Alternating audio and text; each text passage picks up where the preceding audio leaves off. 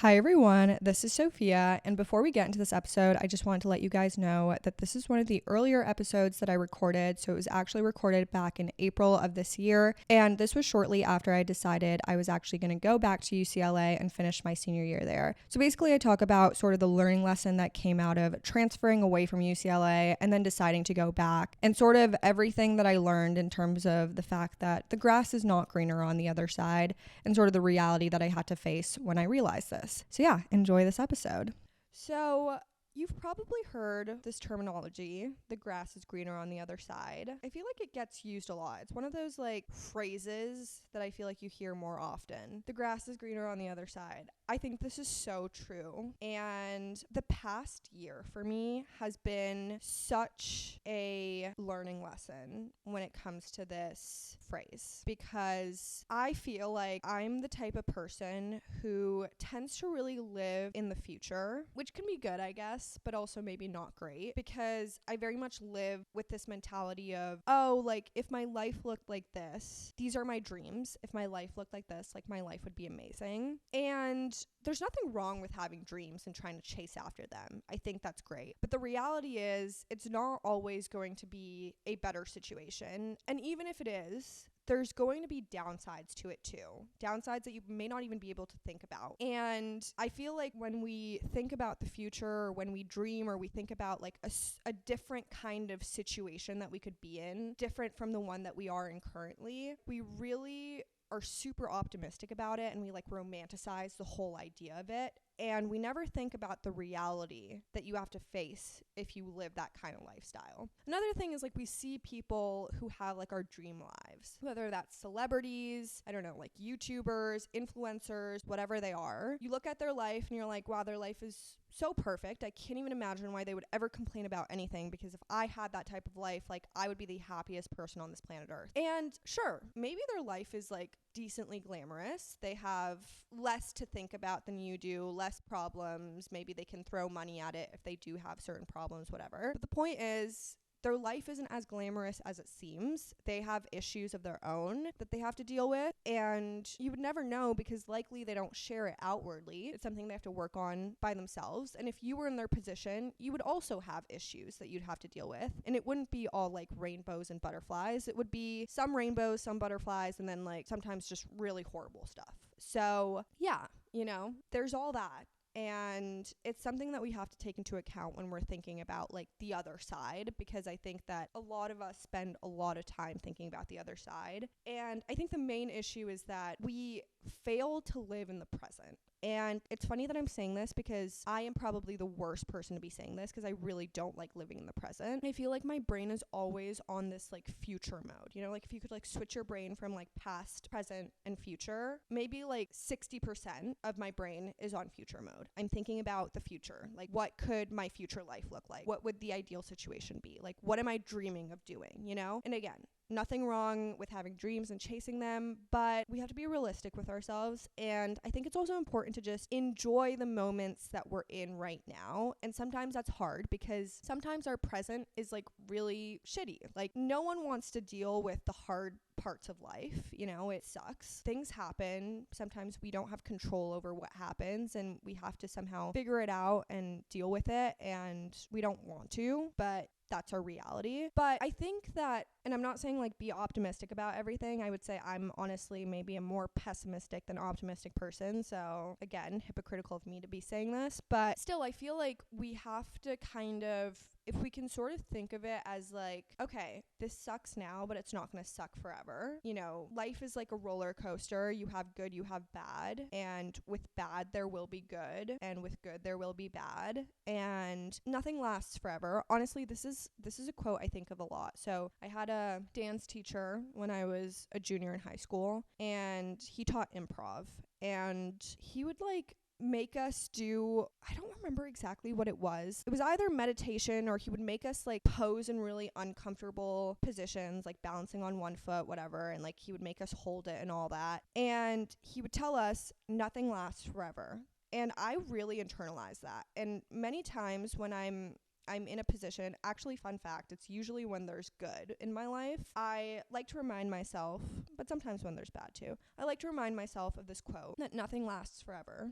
And I think that in that case, it's important that when there is good, you cherish it, you enjoy it. You don't try and pick out the small things. You just enjoy the larger picture and have fun with it. And when there's bad, you remind yourself, this is temporary, this is happening now, and it's not going to happen forever. And so I'm going to work on dealing with it, and there will be better days. There will be better situations that I'm in. So anyways, coming back to the whole grass is greener situation, I am going to talk a little bit about my life, and maybe people can take away from this story, maybe not, but this is why I'm doing this episode. So yeah, let's do it. So a year ago, once this episode comes out, it will be a year. A year ago, I was at UCLA, and I was a sophomore there, and I was miserable. The main thing is I wasn't doing well mentally. My mental health had really depreciated. I think a lot had happened like in my fall quarter of my sophomore year that I just never got to like process and work on, and so it all built up, and then over time I just became more and more miserable with my life at UCLA. And there was a lot of different things. I was super far away from home. I didn't really have an escape. I just remember feeling like whenever I was on campus, I was just super anxious, and like it just felt super gloomy. Like I couldn't see the good in being there, and I was just not having a good time. I was just really miserable, and I was not enjoying specifically my last 2 quarters of my sophomore year. And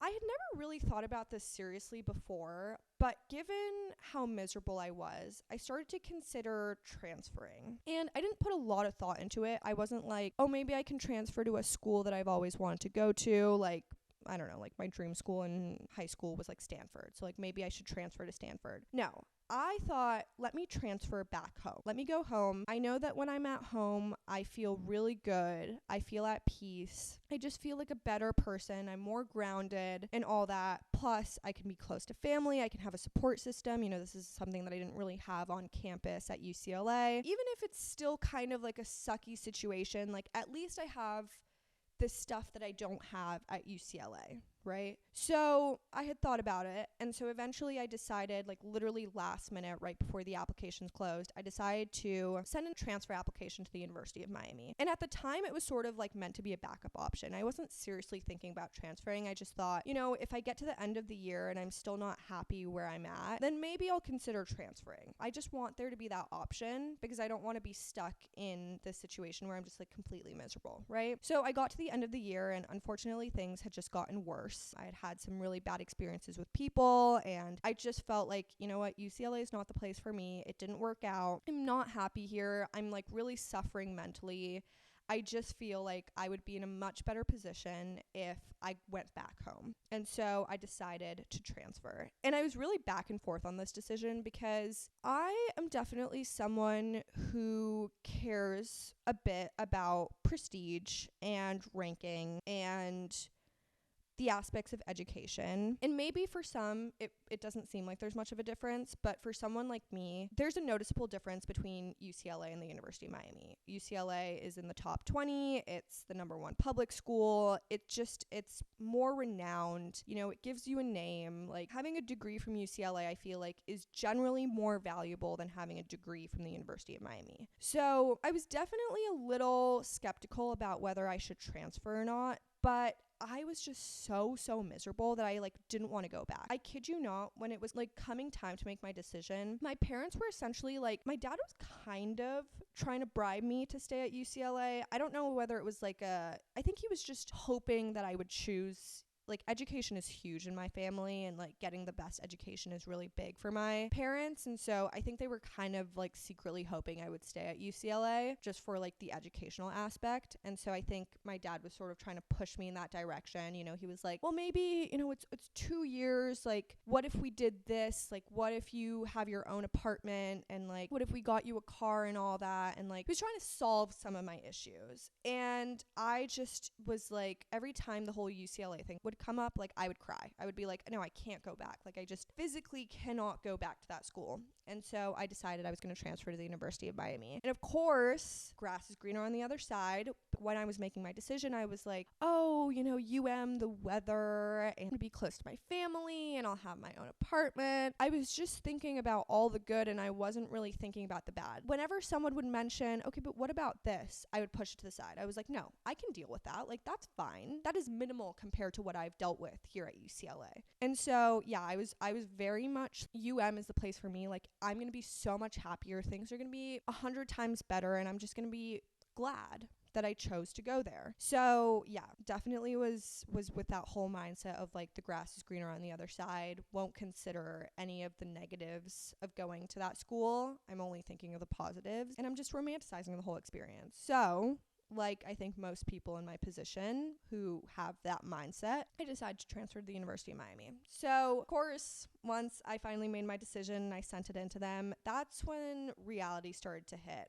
Over the summer, I had to kind of deal with the whole transfer process of getting courses transferred and credits for them and like setting everything up. And I definitely was quite anxious about the whole thing. I was like, okay, wait. Did I make the right decision? Is this going to work out? And I was just really, really, really hoping that somehow, some way, everything was going to work out. And I would, in the end, be really happy that I had chosen to go to and I wouldn't have looked back, right? So anyways, school starts, life starts to go on. Now I've transferred to this new school. I am experiencing it firsthand, that grass is greener on the other side. Like, I'm on the other side now. Let's inspect the grass, shall we? And I'm going to be honest.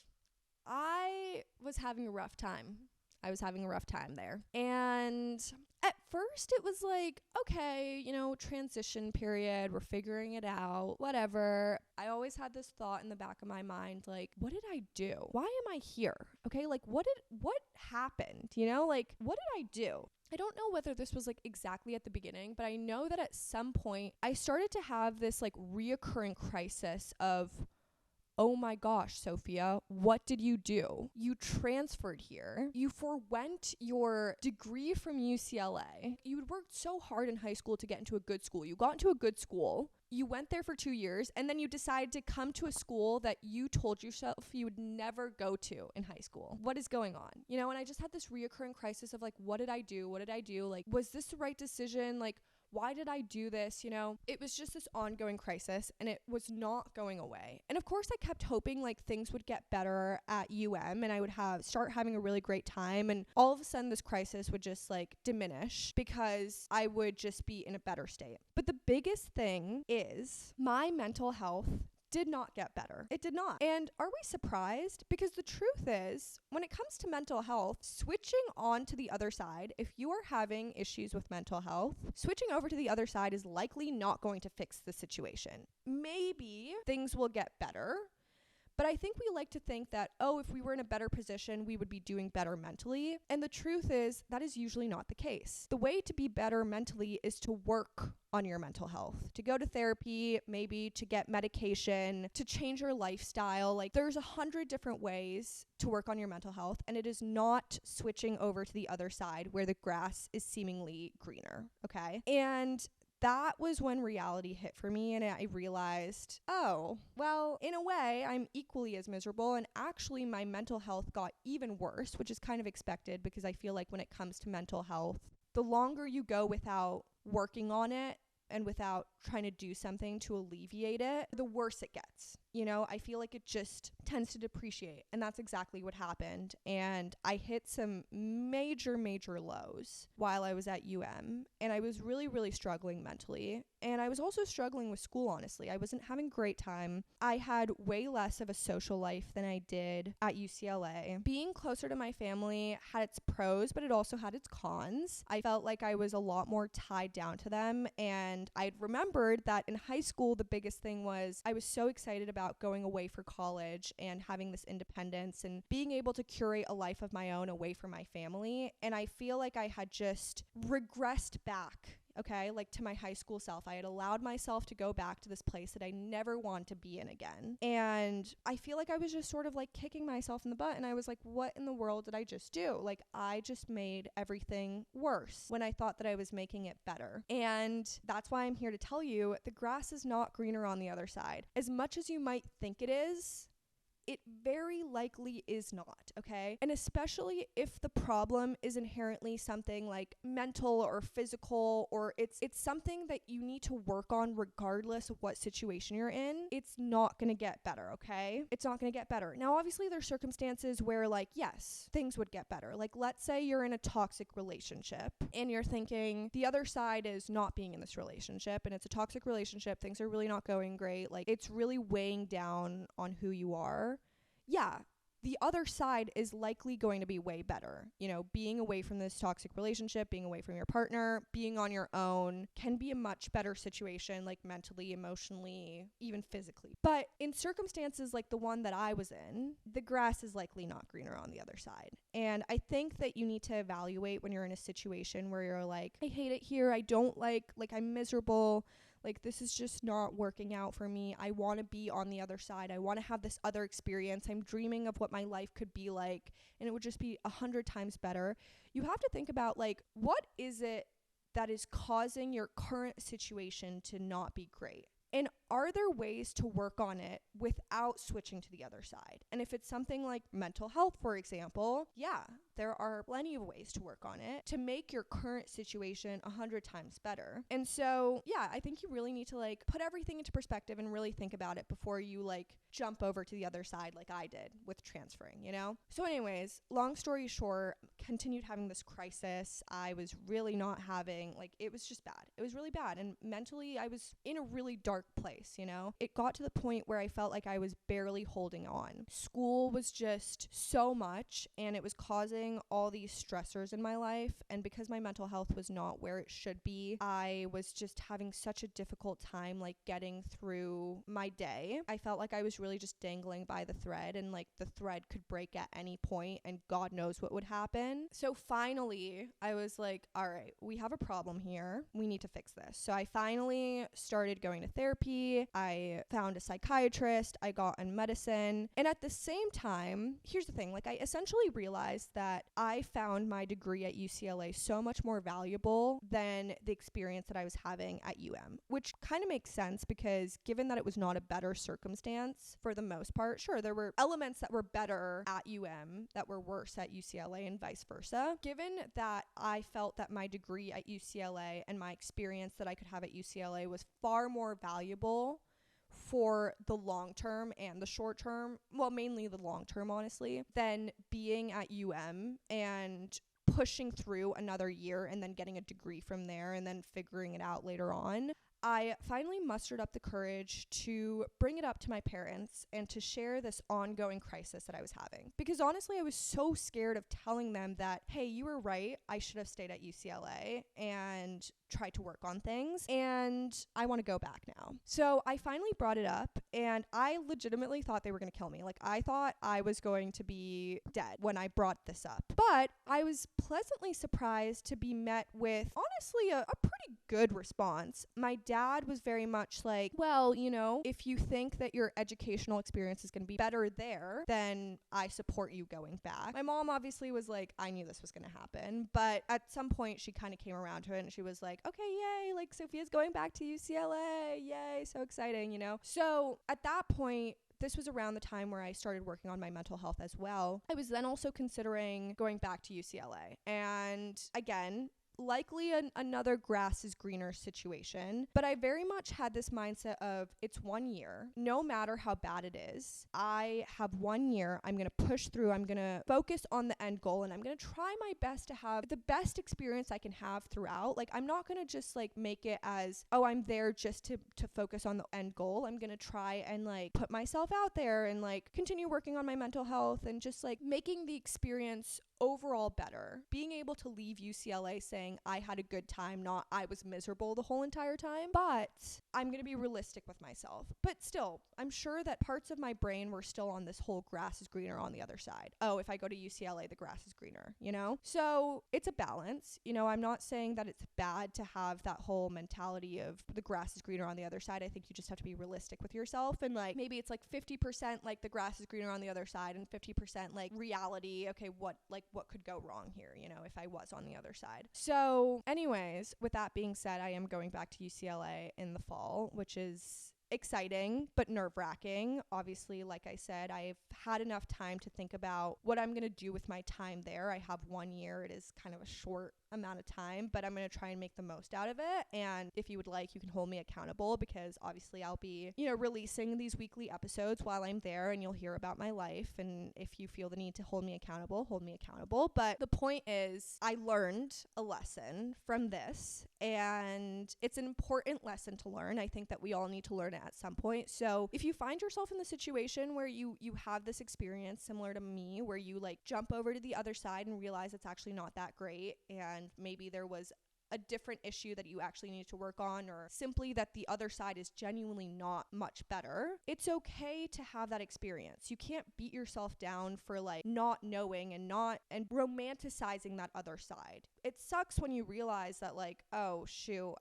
maybe this wasn't actually as great as I thought it was going to be, but you can't be mad at yourself. The truth is, I am genuinely like, yes, once I was able to resolve this crisis, once I was able to start working on my mental health and just be in a better place, I started to realize like, I'm not mad. Overall, I'm not mad that I transferred. Obviously, I'm a little sad that I missed out on a year that I could have been at UCLA building up things and all that, whatever. I don't know what that means for my future, but I'm genuinely not upset that I transferred to UM and then transferred back to UCLA, because I learned so much from this experience. I feel like, one, it gave me the opportunity to work on myself and to heal parts of myself that I just couldn't heal when I was at UCLA. I think also it really opened up my eyes to other things. I think I was very dead set on the track that I was on, and I very much thought that I was just going down this one track, and that was the only track for me, and that's the only thing I wanted to do. And the biggest thing from being at UM is I took an entrepreneurship class, and it opened up my eyes to the world of entrepreneurship.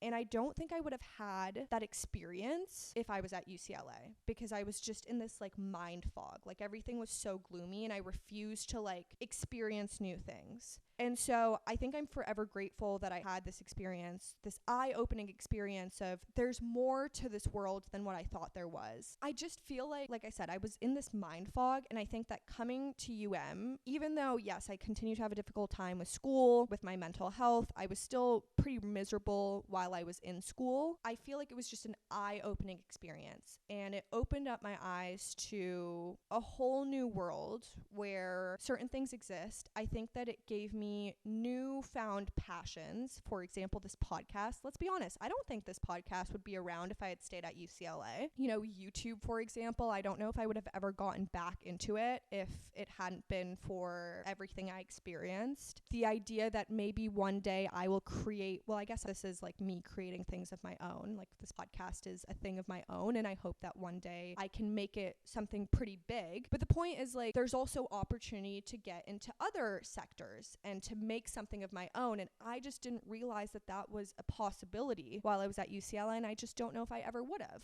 you know? It just gave me new interests, and I'm excited to go back to UCLA and to like hone into those interests, to join student organizations, to take classes, to interact with people who are in this sector. I learned so much from my time being here, and obviously it disrupted my life track a little, and my life track looks different from other people who, you know, went to a 4-year college and remained at that 4-year college until the end and graduated from there. But I just feel like I took away so much, and I just feel like I became a better person. I feel like I've grown so much too. I feel like I understand myself better. I feel like I'm so much more sound in myself, and for that I'm extremely thankful that I had this experience and that I objected myself to it, regardless of whether there was bad that came with it, and regardless of whether in the end I decided to transfer back. It wouldn't have been for this experience that I opened up this whole new world to myself. And so, yeah, with that being said, I think, yes, we do need to be realistic about the grass on the other side,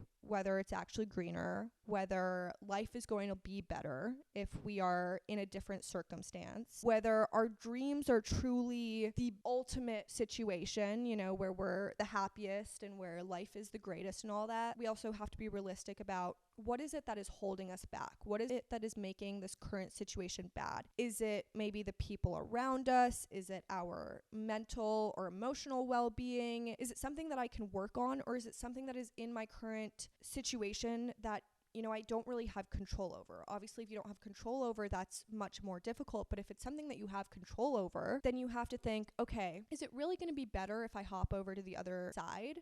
How can I work on it now so that I can make my current situation better and be a lot happier? I think it's also important to try and focus on living in the present more, enjoying the day-to-day, dealing with the good, dealing with the bad, having this mentality that nothing lasts forever. So you enjoy the good and you manage through the bad with this mentality that, okay, this is temporary, this is my current situation, but it's going to get better, and I'm just going to work hard to try and get to that better. And you know what? This is a learning experience. I'm learning as I go. Obviously, no one really wants to go through the bad, but again, you're learning from it, you're growing from it, and there has to be bad in order for there to be good, and vice versa. And so, you have to kind of put all this into perspective. But also, if you find yourself in the situation where you did something like me, you hopped over to the other side, reality hit, you realized, oh, oopsies, well, this is actually not much better. Clearly, there's certain things that I need to work on that I could have worked on either side.